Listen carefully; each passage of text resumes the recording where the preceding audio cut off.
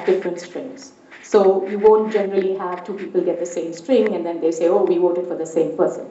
So that doesn't happen. So you have this string that the voter gets. You can think of that as a receipt or as a confirmation that she gets from the voting machine. This is supposed to be the encryption of a whole. Now, there is another way of doing it. So this is this Category 2 system that we deployed in 2009 and 2011 in the city of Tacoma Park that did not use technology at the poll booth. We use scanners, but you don't need to. And so it was developed that it can even be used in places that don't have electricity. But you need paper ballots. So on the one side there, you see the actual ballots that were used in this. And what you see is you see those circles, and you might see a slightly different coloration. So there is something there that then the voter exposes. So when the voter votes for a candidate, let's say he votes for Roger Schlegel there, he gets a number which has been printed in invisible ink on the ballot. And so when he colors over it, he gets that number. That is his confirmation number. So you can also give confirmation numbers in the absence of electronics and electricity. Now, in Tacoma Park, we had these kinds of cards in the side that voters could fill up. They could write down their confirmation number, take it home. There were instructions on how to check what to do next to verify the vote. And then those who didn't care could just leave, pretending they didn't see the number, and that's fine too. So then what happens is we put up all these numbers. So now coming back to general cryptographic voting systems and not just Cantegrity, you put up these numbers on a website or in the newspaper or someplace that everybody can see. It has to be public, and it has to be something that is not changing. So that the voting system, the server, the website should not be able to change these numbers.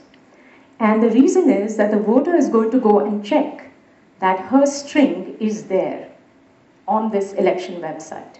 Okay, and you could put it in the papers. I think that's a nice thing. I think you could put it outside the polling booths. So if you have a polling site, you put it up there on paper outside.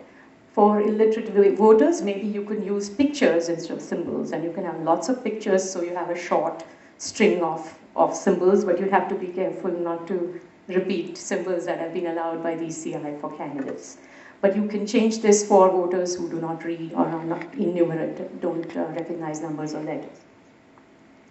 And so voters are given the opportunity to check. Not all voters will check. We normally see, I think it's about 5%, 10%. I forget the exact number of voters actually check. And maybe more voters will check once they realize the benefits. But even that is enough because, see, the voting system doesn't know who's going to check. So if there is malware on your server, then it doesn't know which vote to change. That's the important thing. And then finally, the server processes these votes and produces a tally or decrypted votes or however you want to do it, but finally leads you to a tally. So this is really how these protocols work. There's an encryption of the vote. That encrypted value is displayed on a website or in a paper, in a public bulletin board is what we call it. And then the computations are performed from these strings, not from some hidden vote sitting somewhere, but from these strings. But now, so this is what, you could just say, this is great, this will work, trust the code, here's the code, verify it, you want open source, verify it. Everything should work. But this does not take into consideration the threat model I talked about, because any of these things could be untrusted. So you can have malware on servers, all of these things, if they're on the network, there can be malware on them. Any network interaction has the potential to introduce malware. And you cannot check a machine and say there's no malware on this. It just means you have not been able to detect it, because every other day we hear about all kinds of security problems with the operating systems we use. So here, all of these are untrusted. The client that's used to encrypt the vote is untrusted. The website is untrusted. And the server that computes the tally is untrusted. So now we are back to this very difficult problem, but there is a solution to this. And here's how it goes. So I'll go very quickly over this because I don't know if I'm keeping the time I should be keeping. So you have an untrusted encryption. The voter is interacting, she gets a string. Or maybe she fills a coded ballot and she gets a string. So either way, she gets a string, but she doesn't trust it's the encryption of her vote. Maybe, she voted for Gandhi and the vote is for Tagore, right? So she doesn't know really that the string she got is an encryption of the correct vote. She has to trust that the software on there did it correctly. And if there's a virus on a computer that wants to vote for Tagore, it's going to change a lot of votes for Tagore. It may not change every vote. It might do it in a way that's surreptitious and not so easily discovered. So she has to have a way of auditing this encryption. She has to have a way of challenging this encryption or making sure that it represents correctly her vote. So there are a couple of ways to do it, but I won't go into those because there's technical detail involved there, but I just want to mention that these are known as encryption correctness proofs, and they convince the voter that her vote is actually represents correctly, the encryption represents correctly her vote. This is a challenging thing to do, this is not straightforward, and there are lots of conditions on this, so it should not reveal information about her vote, and it should not involve trusting someone. So now you don't want to say, oh, no, you trust the election server. Yeah, you don't trust your machine, but trust the election server. They're telling you this. Because then again, we go back to the potential of malware, and now the adversary knows that they don't have to put the virus on the client, they have to work on getting something onto the server. So immediately, as soon as you put something trusted into your protocol, you are telling the adversary, this is the thing that you have to attack. This is the thing that you have to make vulnerable. And you're helping them focus on what to attack. So this in particular is not an encryption audit. So voter votes for some John Lennon and he gets back a string, and then he calls up the election authority, and on the phone they tell him, oh, that was a vote for John Lennon. Now what it does tell you is that the election authority got his vote. That it does tell you. But it doesn't tell you that it's encrypted so that the tally server that's going to count the votes is going to see it as John Lennon. They might see it as Ringo Starr or something else, and that might lead to an incorrect use of that in the tally.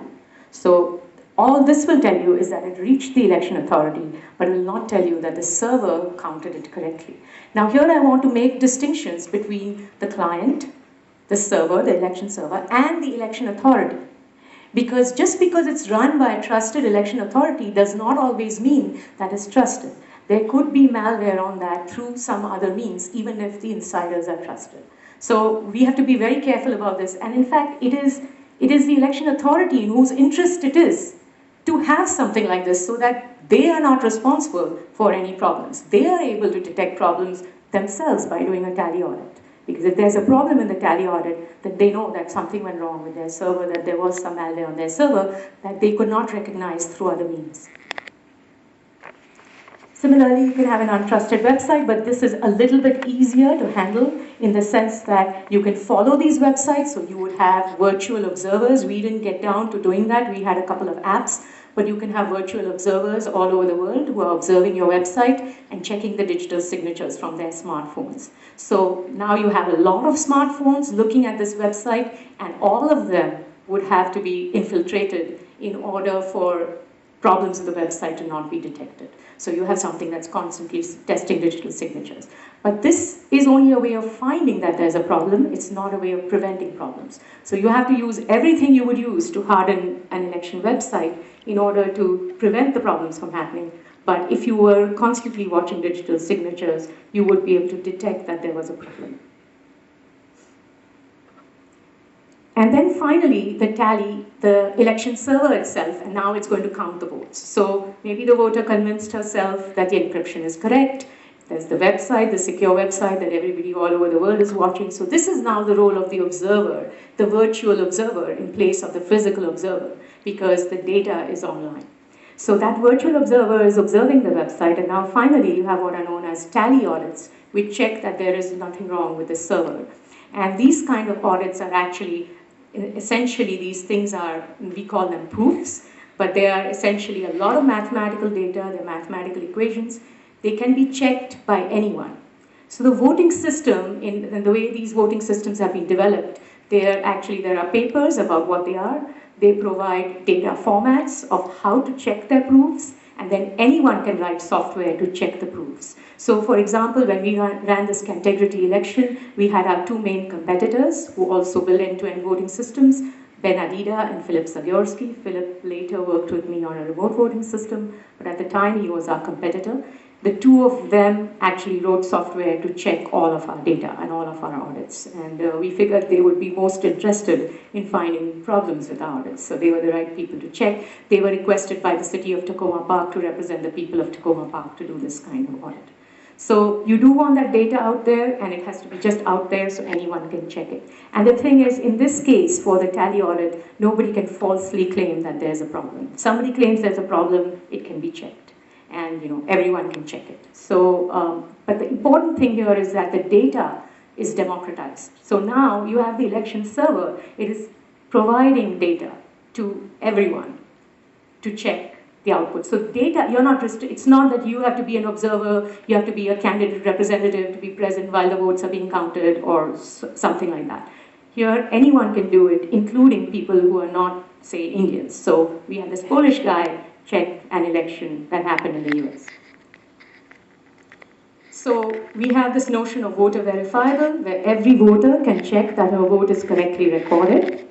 And then we have the notion of a universally verifiable tally, where anyone can check that the tally is correctly computed from the votes, from that recorded vote, the thing that the voter checked. So that website is a collection of the votes. The voter checks that her vote is in there, and then anyone can check that the total was correctly computed. These are known as end-to-end verifiable systems, and we say end-to-end because voters and observers can check that the output, one end of it, correctly represents the input, the other end of it, independent of what happens in between. What components were used, what unobservable procedures were used, who did what, independent of that. These audits, this data released by the voting system helps the voters figure out independent of how they did what they did in the middle. Now what's important to notice is, so this is very optimistic, this is very nice, we have these types of voting systems. I described to you, we actually deployed one long ago in 2009, then another one in 2011. Australia held a V-Vote, the state of Victoria held V-Vote elections last November, I think it was, that were also of this kind. So we have had example elections, small ones compared to the number of votes India is talking about, but these were all end-to-end verifiable elections.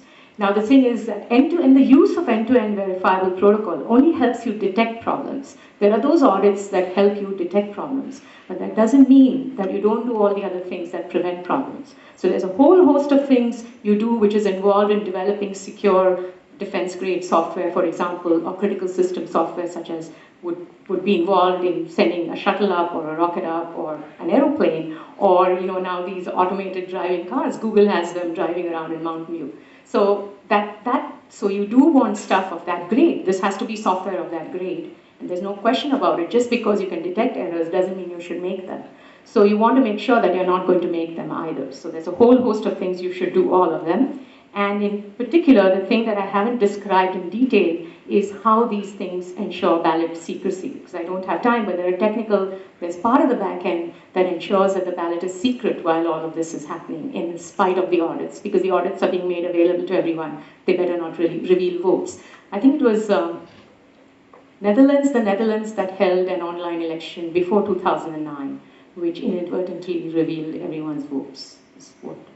It was an online election for just a certain subset. I think it was for the armed forces. Now, not everything that claims to be is end-to-end verifiable. So it's not enough just that you encrypt your vote and then you decrypt it, right? So you need these encryption audits, you need tally audits, you need a website where the voter can go and check that her vote is in the collection. You need that collection to be clearly the input to the tally system. You need proofs that connect that collection to the tally output, and so on. And as a voter, you don't have to be worried about doing these checks. So these checks I would see it as being done by software professionals who are interested in helping sort of verifiable elections. And they could be the world over, and they could write software for this. You could use some of it to check your ballot encryption. If you wanted, you could write your own. Your grandmother could write your own. Right? So one of the first programmers was a woman. So your grandmother could also write the code. And it doesn't mean that you have to write the code. The thing that you need to do is go to the website and check that your string is there. And occasionally be interested in the encryption audit, that the encryption is correct. But other than that, you don't need to do it. And as long as voters do it in an unpredictable fashion, you have pretty good outcome integrity. So I won't describe this, but you should. So if somebody tells you they have an end-to-end voting system, you should ask them about whether there's an encryption audit. That is, whether the voter can convince herself that her vote is recorded correctly. That's another way of saying it. Or whether they have a tally audit, which is basically whether the voter can convince herself that her vote was decrypted correctly or counted correctly in the tally. So there are these two parts of the system that you want the voter to be able to check, and you want the public collection of the encrypted ballots. Then you might have an end-to-end system. You also want open source code so that anyone can look at the code and look at problems in the code. And there is various other things that are generally prescribed for secure systems that you should have. So I won't go into all the details here, but I'm happy to talk about it offline if somebody wants. So if there's a system that wants to say it's E2E verifiable, then what does it need to do? Well, it needs to describe to you how the voter can be convinced that her vote has been recorded correctly. How can an observer be convinced that the recorded votes were correctly tallied? And where is the collection of recorded votes? So these are three things that they should be able to tell you. They should be able to point to their open source code. They should be able to tell you how to do the audits. So that should be documented somewhere. This is the format of our data. This is how you can audit it. And this is why it works.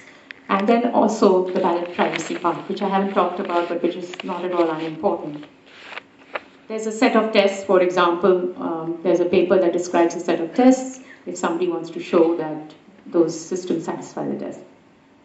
So to my knowledge, there are only three classes of end-to-end verifiable systems that are being used in public elections or are being proposed for use in public elections. And there's Cantegrity in Takoma Park, 2009 and 11, vVote in Australia, 2014, and there's StarVote, which is just a system design at the moment, and Travis County, Texas, that is the county that the University of Texas at Austin is in, are actually looking for somebody to build such a system. They have an RFI out looking for that.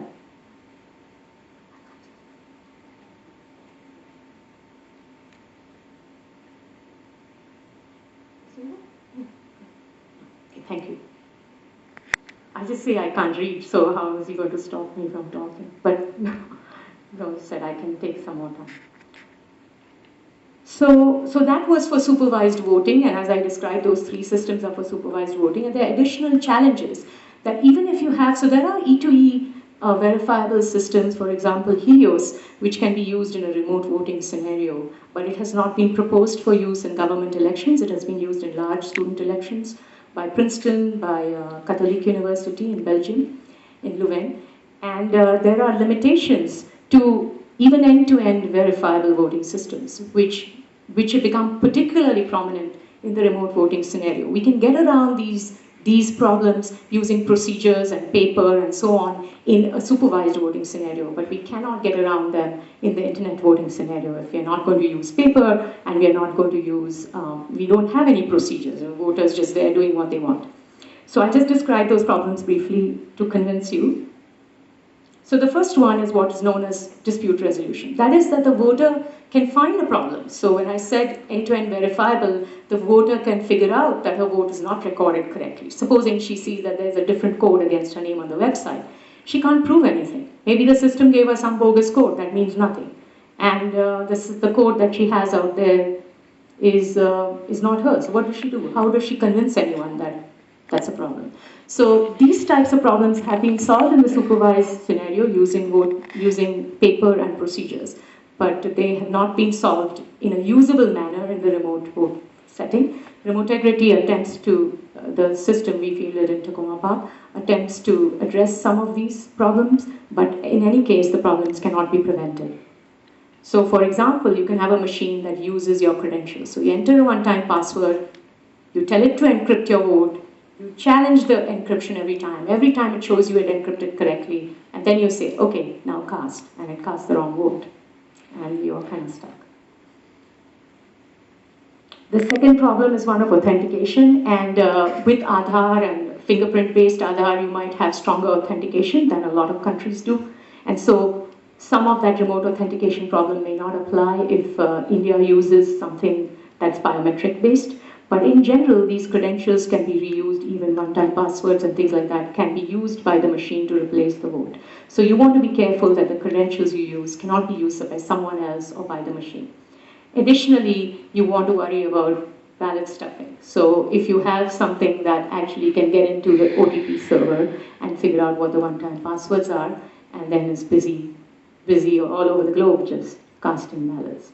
And it can do it slowly because you'll need to give a couple of weeks in order to actually run the election. And in those couple of weeks, you could have a few votes submitted every day. And you just need enough votes to turn a margin around. So you don't need to cast 500 million votes. You just need a few million votes, not even a few million, maybe even a few tens of thousands of votes to turn around certain close margin races. And you can predict what margins are through polls. So India has a pretty well developed science of psephology, and you're able to actually predict in part the margins. There's also the problem of improper influence, and Professor Muna referred to it early on. And so in this case, you can have somebody who threatens the voter to vote a certain way, husbands and wives who say you have to vote this way, or somebody gets bribed to vote in a certain way. And now what happens when you do it electronically is that these kinds of attacks can be made what we say wholesale from retail. So in the supervised setting, you need somebody in there. So there's a guy, a goon, who has to push his way into the voting booth and make you vote this way. But if you're voting remotely, they can sit next to you, or they can say, just find out the randomization parameter that was used to encrypt your vote, and here's how. Just put this software on your machine, and it will send me the randomization parameter used to encrypt your vote, so I know how you voted. So this can be done on a wholesale level. It's no longer a retail attack. And wholesale attacks are the ones you care about because state actors can carry them out. So it doesn't have to be some Indian interested in swaying the election. There's denial of service, and there was somebody in the audience who asked about this, and distributed denial of service is a serious issue. Now, if you have a denial of service, maybe you can say, well, you have to use paper and you can have a backup plan. But till we actually address distributed denial of service, we can never completely rely on internet voting. Also, there can be a simple denial of service where the client pretends that they cast your vote and they didn't really cast your vote. And a lot of voters won't go to the election website to check that their encrypted vote is there, so those votes are gone. And then the ones who go, the machine will say you're lying. And so you won't be able to resolve this because, as I said, in an internet scenario, you don't have dispute resolution. So the voter will know that they've been gypped, but you won't know. And in such a situation, the election authority does not know, was there a problem in this election, or are these voters just unnecessarily making a noise? So it's the inability to distinguish between these two, I think, is the biggest problem. So I think dispute resolution combined with these issues is a big problem. And then we have human factors, and that was quite nicely described earlier by a number of the speakers. So we have all kinds of issues with human factors. So voters can be, sent off to different sites. There's all kinds of phishing attacks and so on. And this happens because it's an online scenario. But if you have something that's supervised, then the voter can actually, there's a whole physical process around it. You can give them instructions on paper. They know what to do. They'll go to this website, then check in this newspaper, so on, like we did in Tacoma Park. So, and then I want to end with this kind of pessimistic scenario. So there is a report called the Future of Voting Report, which was just released by the US Vote Foundation. There are 30 experts, voting experts involved. I want to mention that a number of us, I was involved in it too, are involved in constructive work in voting. Our entire careers have been around designing voting systems. So for example, there's Ron Rivest on this group. He's the R of RSA. For those of you who are familiar with this, he's the Turing Award winner and University Institute professor at MIT, chair professor, etc. He is on this team, and he's one of the people in this Integrity team as well. We work together. Then there's Josh Penelo. He is the person who is defined the second paradigm. There are two paradigms for secure electronic voting in his PhD thesis in 86 or so. Josh is also on this team. So these people have more. I spent only 12 years. These people, Josh has spent 30 years on secure electronic voting. There's Peter Ryan, who's the inventor of the Preda-Vote system, which is the precursor of vVote. And there are a number of other people involved in this, Ben Adida and so on, Olivier Ferreira and Agelos Kiayas, and all of these people have been cryptographers working on voting systems.